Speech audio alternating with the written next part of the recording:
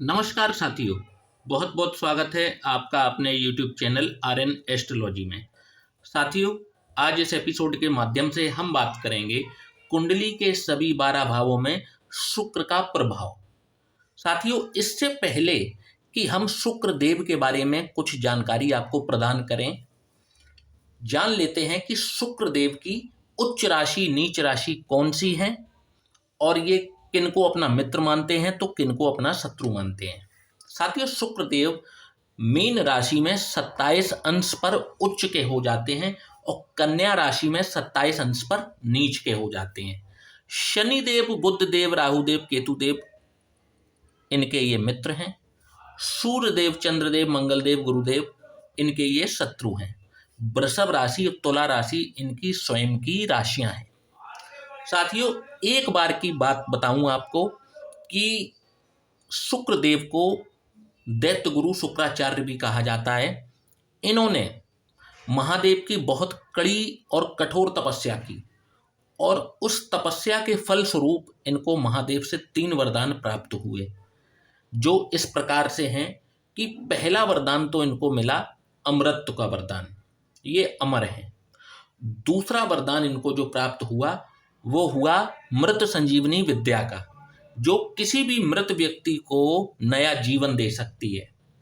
और तीसरी जो इनको वरदान प्राप्त हुआ वो सुख और वैभव प्रदान करने का वरदान इनको प्राप्त हुआ संसार को।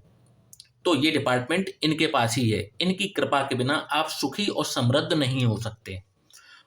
इसके अलावा भी इनको एक वरदान प्राप्त हुआ कि ये कुंडली के अष्टम भाव और द्वादश भाव में भी अच्छे परिणाम प्रदान कर सकें, परंतु एक भाव ऐसा है जहां पर विराजमान हो करके इनके खराब परिणाम ही देखने को मिलते हैं, और वो भाव बनता है छठवां भाव, रोग रिपु और ऋण का भाव। यहां पर आकर के इनके अच्छे परिणाम देखने को नहीं मिलते।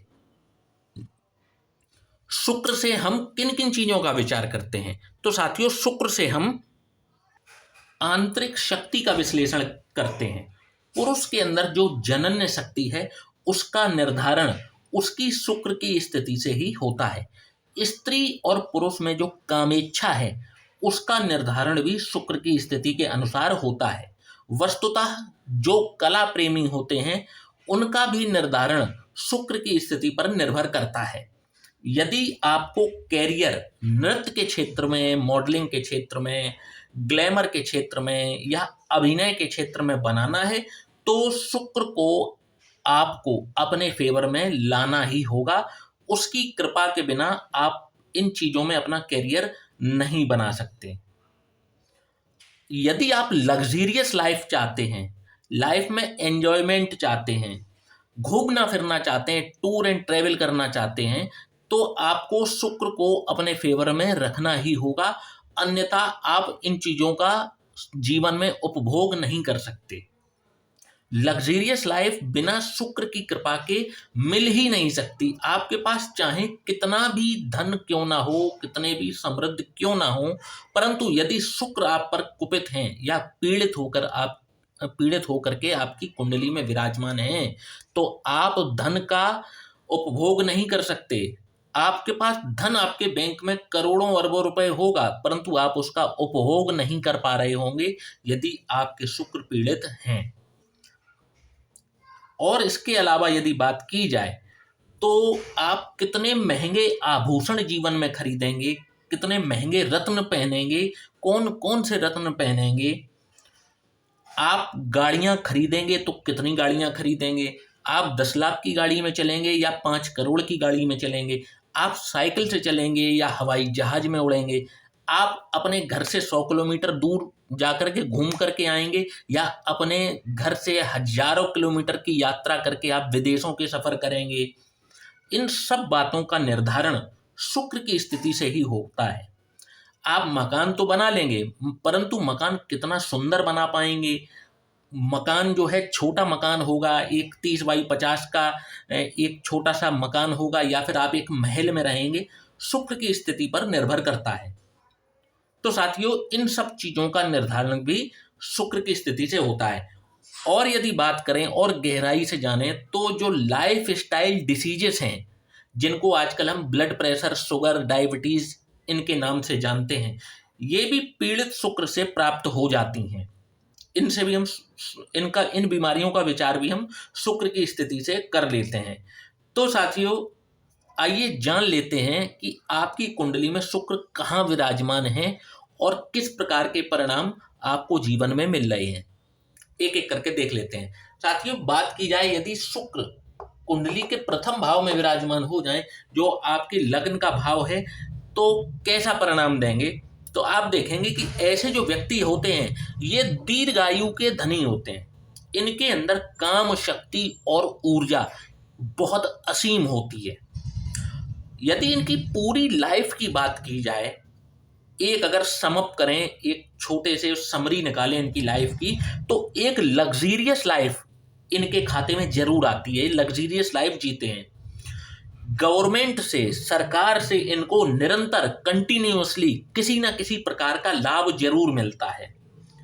बहुत ही स्पष्ट वक्ता होते हैं, बिल्कुल स्पष्ट बात करते हैं। ये नहीं कि इधर उधर की बातें करेंगे, बिल्कुल सीधा पकड़ेंगे, डंके की चोट पर पकड़ेंगे। कहने का मतलब है स्पष्ट वक्ता होते हैं, बहुत ही आकर्षक बोलते हैं, आकर्षक व्यक्तित्व के धनी होते हैं, बहुत सुंदर दिखेंगे, बहुत ही अट्रैक्टिव पर्सनैलिटी इनकी होती है। लोग इनको सुनना पसंद करते हैं। अपने जन्म स्थान से बहुत दूर जाकर के इनको अवसर और तरक्की दोनों मिलते हैं। साथियों, ये परिणाम थे शुक्रदेव के लग्न में। अब बात कर लेते हैं शुक्र यदि द्वितीय भाव में विराजमान हो जाएं तो किस प्रकार के परिणाम आपको देंगे। तो द्वितीय भाव में जब भी शुक्र विराजमान होते हैं तो ऐसा व्यक्ति धन अर्जित भी बहुत करता है, बहुत पैसा कमाता है, साथ ही धन खर्च भी बहुत ज्यादा करता है। एक उदारवादी व्यक्ति होता है, परोपकारी होता है। खर्च करते समय ये किसी भी चीज की परवाह नहीं करते। खाने पीने के बहुत ज्यादा शौकीन होते हैं। और बात की जाए यदि इनकी पसंद की, तो इनको मीठा खाना बहुत ज्यादा पसंद होता है। और मीठा एक प्रकार से हम इनकी कमजोरी भी कह सकते हैं। विरासत में इनको धन मिलता है, परंतु ऐसा नहीं है कि ये विरासत में मिले धन को पूरी तरह लौटा दें या उसको पूरी तरह से खर्च कर दें। जी नहीं, इस धन को ये कई गुना करके अपनी आगे वाली पीढ़ी को जरूर देते हैं। समय रहते इनको यदि प्रौढ़ावस्था में ही यदि इनको गुरु कृपा मिल जाए, इनको यदि गुरु का सही मार्गदर्शन मिल जाए, तो ये आध्यात्मिक ऊंचाइयों पर भी जरूर जाते हैं। यहां पर बैठ करके शुक्रदेव इनके लिए लोकप्रियता और एक सेलिब्रिटी बनने का योग निर्माण जरूर करते हैं। साथियों, बात करेंगे यदि शुक्रदेव तृतीय भाव में विराजमान हो जाएं तो कैसा रिजल्ट देंगे। तो आप देखेंगे कि ऐसे व्यक्ति की लाइफ में और कोई रोड़ा नहीं बनता, कोई रुकावट नहीं बनता, बल्कि इनके स्वयं के अपने भाई और बहन ही इनकी तरक्की में व्यवधान या रोड़ा डाल देते हैं। और किसी न किसी प्रकार से इनको नीचे खींचने का कार्य इनके भाई और बहन ही कर देते हैं। ऐसा व्यक्ति तरक्की जरूर करता है जीवन में, प्रसिद्धि भी पाता है, फेम भी पाता है, नेम भी पाता है, परंतु इनकी तरक्की और प्रसिद्धि इनके पिता नहीं देख पाते। इनके अंदर एक बहुत ही खूबसूरत बात होती है, और खूबसूरत बात क्या है, बहुत ही बैलेंसिंग नेचर के होते हैं। इनके अंदर इतना संतुलन होता है कि ये कब सुखी हैं और कब दुखी हैं, दोनों में ही ये समान बने रहते हैं, इक्वल बने रहते हैं। अपने व्यवहार में ये किंचित भी परिवर्तन लेकर के नहीं आते। तो आप जान ही नहीं सकते कि ये कब सुखी हैं और कब दुखी। साथियों, अब बात करेंगे कि यदि शुक्रदेव चतुर्थ भाव में विराजमान हो जाएं तो कैसा परिणाम दिखाएंगे। चतुर्थ भाव में बैठे हुए शुक्रदेव इनको एक गजब की क्षमता देते हैं, और वो क्षमता क्या है, तो अपने शत्रुओं को तुरंत क्षमा कर देने की क्षमता। जीवन में इनको राजयोग निश्चित तौर पर प्राप्त होता है, और एक ये समाज के अंदर वीआईपी की श्रेणी में जरूर आ जाते हैं। एक समय इनके जीवन में ऐसा जरूर आता है कि ये वीआईपी की श्रेणी में जरूर आ जाते हैं। इतना पैसा ये जीवन में कमाते हैं, चाहे ये गरीब परिवार में ही इनका जन्म क्यों ना हुआ हो, परंतु अपने जीवन में ये राजयोग का उपभोग निश्चित तौर पर करते हैं। 2 से अधिक भाषाओं में ये दक्ष होते हैं, कला प्रेमी होते हैं और कई बार तो किसी न किसी कला में ये स्वयं भी पारंगत जरूर होते हैं। अब साथियों बात करते हैं शुक्र जब भी पंचम भाव में विराजमान हो जाएं, जो कि संतान का भाव है, विद्या का भाव है, आपकी शिक्षा का भाव है, अनएक्सपेक्टेड गेन्स का भाव है। जब भी शुक्र यहां पर विराजमान हो तो आप देखेंगे कि यदि ऐसा व्यक्ति चुनावी राजनीति में उतर जाए, इनको यदि चुनावी राजनीति में भेजा जाए तो इसमें ये सफलता जरूर प्राप्त करते हैं। हालांकि इन पर समय समय पर झूठे आरोप भी लगते रहते हैं, खर्चीले ये भी बहुत ज्यादा होते हैं और अपने बच्चों के लिए ये गुणों के साथ साथ धन की भी बहुत बड़ी विरासत छोड़ करके जाते हैं। पंचम भाव का शुक्र व्यक्ति को बहुत ही चरित्रवान बनाता है। साथियों बात करेंगे यदि शुक्र देव छठवें भाव में विराजमान हो जाएं तो किस प्रकार का रिजल्ट देंगे। ऐसा व्यक्ति यदि ठीक से कुंडली मिलान करके विवाह नहीं करता है तो इनका दाम्पत्य जीवन संकटपूर्ण होना निश्चित है। इनके बेहद खास मित्र इनको धोखा अवश्य देते हैं। सार्वजनिक रूप से इनको कभी ना कभी अपमान का सामना भी करना पड़ता है। गुप्त रोग भी कभी कभी इनको यहाँ पर शुक्रदेव दे देते हैं और कभी कभी नहीं, ज्यादातर मामलों में शुक्रदेव इनको गुप्त रोग देते ही हैं जब भी छठवें भाव में विराजमान हो। साथियों बात करेंगे यदि शुक्र सप्तम भाव में विराजमान हो जाएं, जो कि पार्टनरशिप का भाव है, आपके रिलेशनशिप का भाव है, तो आप देखेंगे कि ऐसे व्यक्ति को दाम्पत्य सुख अवश्य मिलता है। इनका जो जीवन साथी होता है इनकी पसंद का होता है, इनकी केयर करता है, इनका सम्मान करता है, परंतु 40 वर्ष की आयु के पश्चात इन दोनों ही पति और पत्नी को किसी न किसी प्रकार की ब्लड प्रेशर से संबंधित या शुगर से संबंधित समस्या जरूर आती है। यदि बात की जाए नौकरी की तो इनकी अपने बॉस से कभी भी नहीं बनती। ये अपना दाम्पत्य जीवन तो बचा लेते हैं, परंतु इनके अपने ससुराल से स्वयं के संबंध खटाई में पड़ जाते हैं, इनके रिश्ते खराब हो जाते हैं। साथियों बात करेंगे यदि शुक्र अष्टम भाव में विराजमान हो जाए तो कैसा रिजल्ट दिखाते हैं। तो ऐसा व्यक्ति एक NRI होता है। इसका मतलब है नॉन रेजिडेंट इंडियन, अर्थात रहने वाला तो भारत का होता है परंतु बाहर जाकर के बस जाता है। अकूत संपत्ति भी ये बहुत अर्जित करते हैं, स्वयं अपने बलबूते पर अर्जित करते हैं और नॉन रेजिडेंशियल इंडियन के रूप में ये विदेशों में बस जाते हैं जाकर के। पहले ये नौकरी करते हैं, बाद में नौकरी से त्याग पत्र दे करके ये व्यापार में अपनी किस्मत जरूर आजमाते हैं और इनको सफलता भी मिलती है। प्रैक्टिकल इनकी अप्रोच होती है। कभी भी ये डिसीजन लेने के लिए दिल का नहीं बल्कि दिमाग का इस्तेमाल करते हैं। इनकी एजुकेशन टेक्निकल फील्ड में होती है और अपनी पहली गाड़ी और पहला घर ये बहुत ही कम उम्र में स्वयं अर्जित कर लेते हैं।